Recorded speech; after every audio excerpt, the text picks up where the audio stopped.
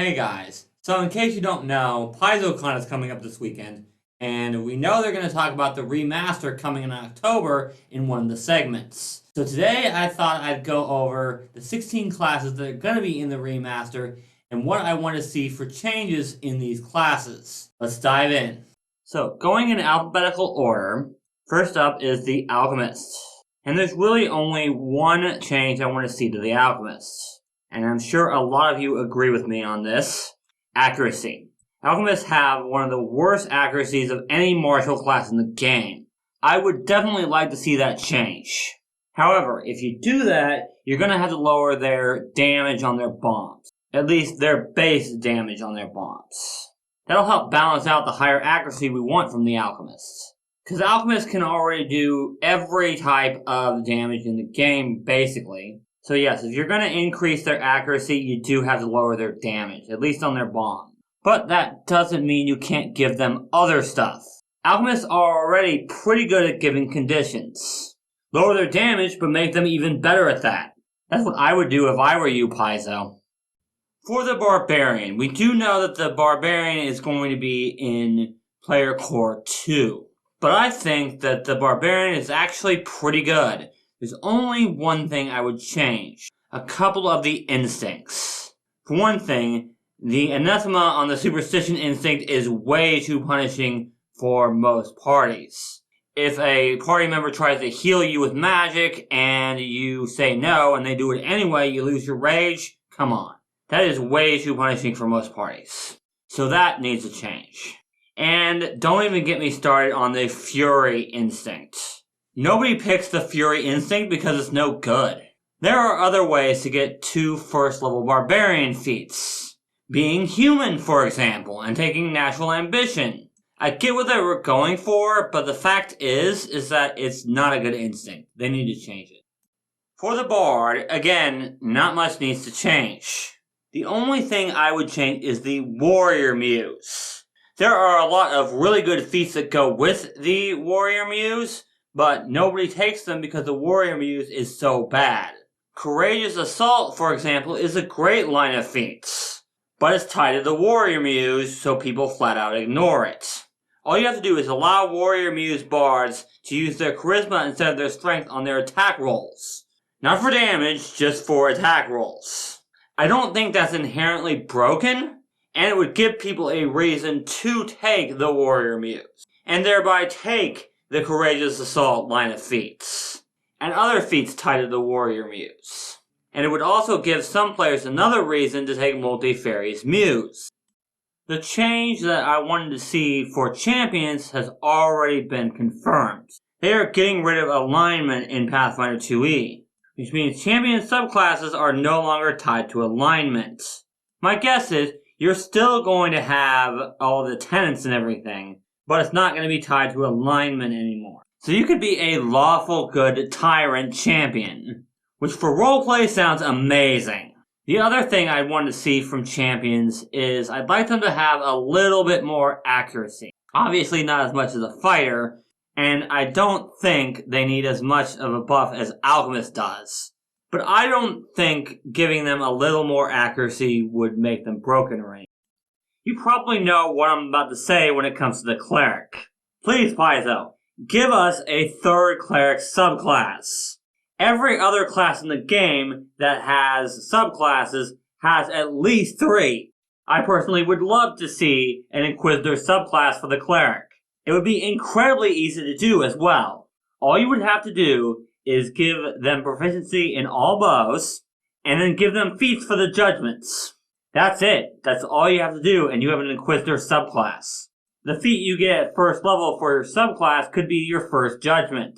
I'm not a game designer, so I can't tell you what the judgments would be like, but Paizo should be able to do that, right?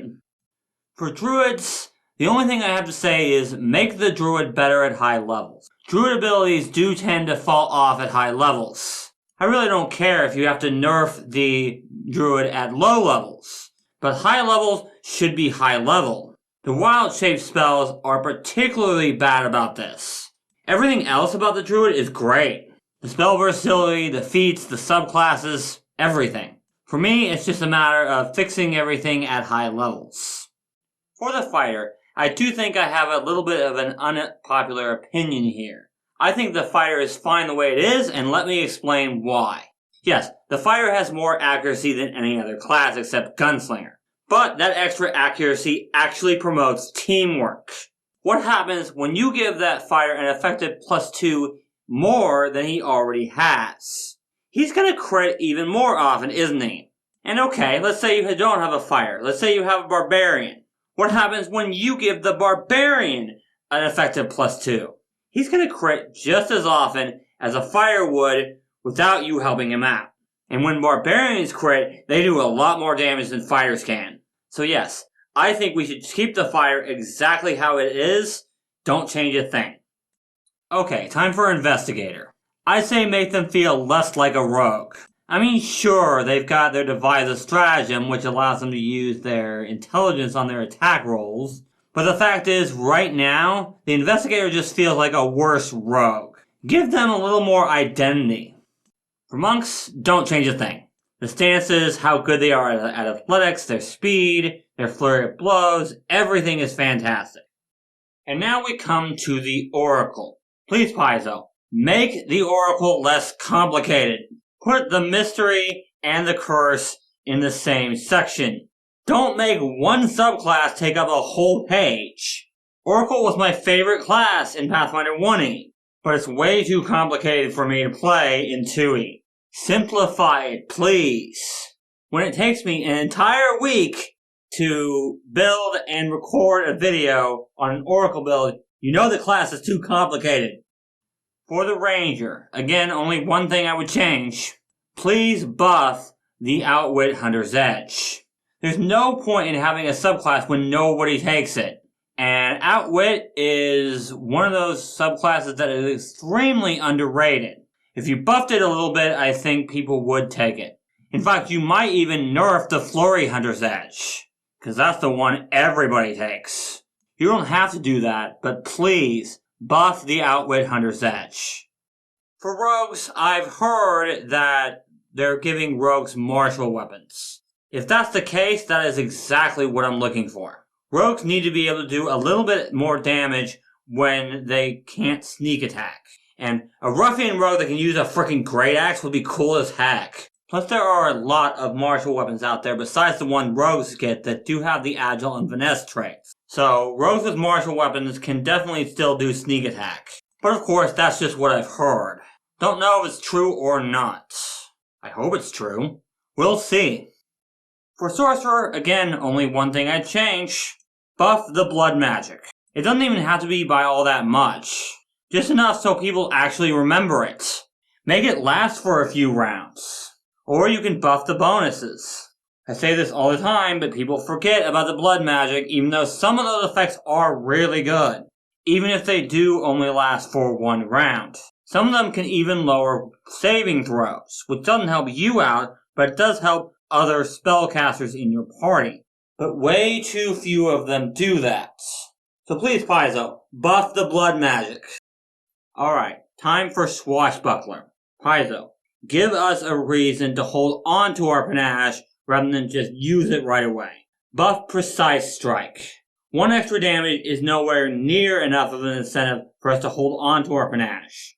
And if there's no reason for us to hold on to our panache, then we're going to spend it every turn doing the exact same thing over and over and over again, which gets incredibly boring.